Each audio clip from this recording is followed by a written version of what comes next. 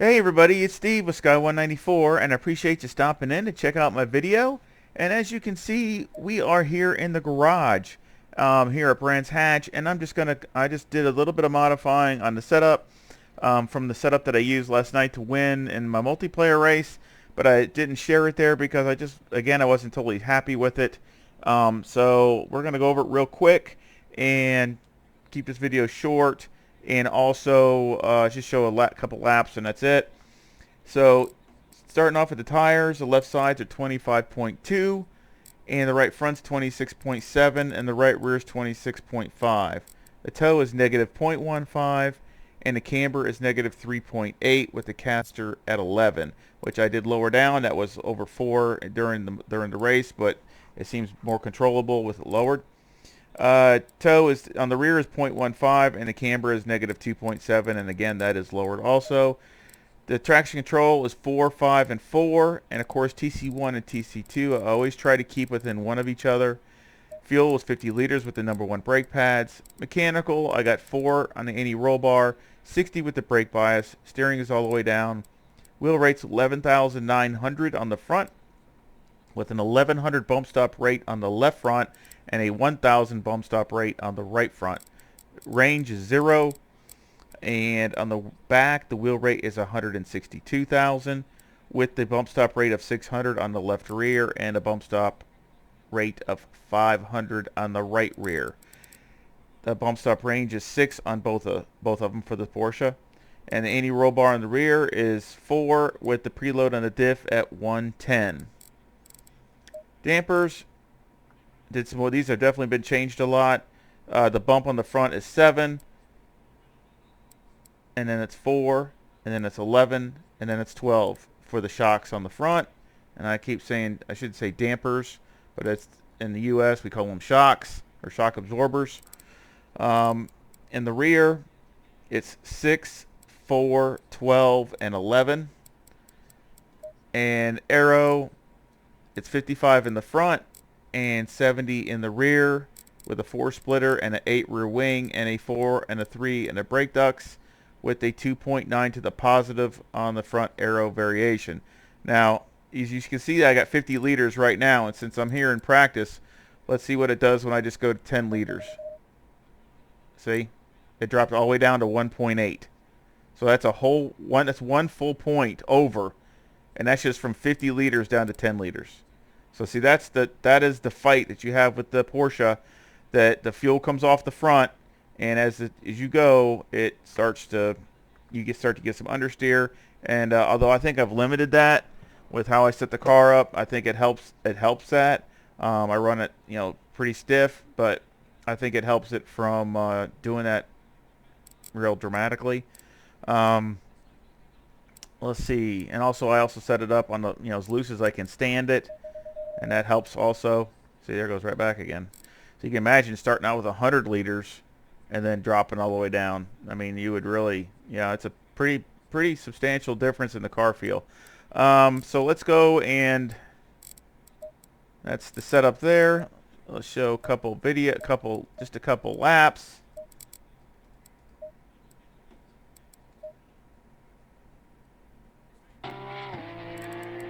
Toggle the HUD.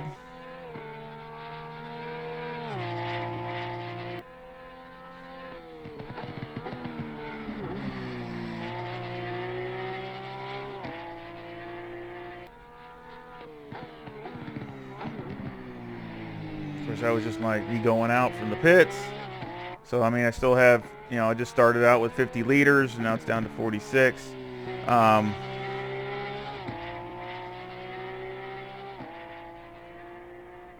Again, I will put a link in the description to this.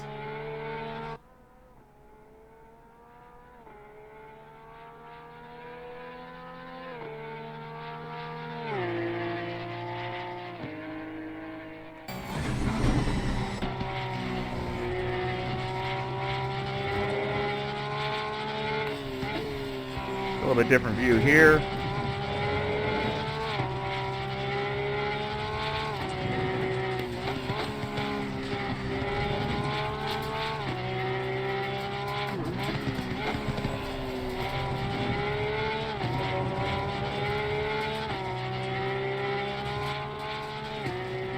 cars felt really good. I ran a teeny bit wide there, but still ran a decent time.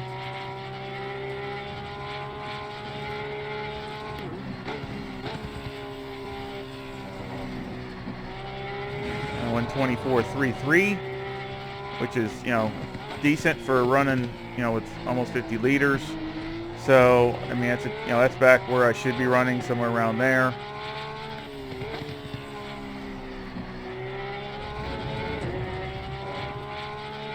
And I'm not overstretching. I mean, I'm just running at, you know, I'm pushing hard. I'm pushing, but I'm not like, you know, beyond that. I mean, I think it's, you know, capable of doing that a lot of laps. And of course, this is where the car likes to slide down here, and I actually think it looks really pretty good right there. I mean, that's really about perfect. And then right here, I like to see how it handles through there, and it's very flat. And then up here, I want it to stay very flat. You can see it's just super flat, not any kind of slide or any kind of, I don't want to see it lean or slide or anything. So, like I said, the car was, you know, very composed for the laps that I did. I ran a lot of 24s, but they were more higher 24s until I did some more changes. And then these were all pretty much more lower 24s, which is where I want it to be.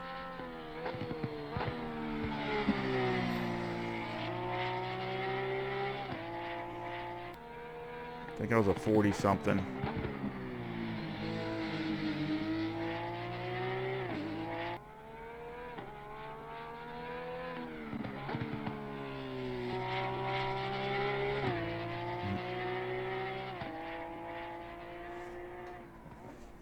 But also I was going to put in, also I have for force feedback, I'm going to see if I can put a link. I'm going to see if I can find the video, and I will put the link in the description also. It is from Aris Drives, which he's one of the devs that does the physics and all that stuff with the ACC, and also, you know, does a lot of the setups and stuff as far as the standard setups. But he put some useful information out for setting up your force feedback, and what to set it up at is what system you have, as far as what your system is, as far as, you know, Fanatic, or you have Logitech, or do you have, you know, Thrustmaster or whatever.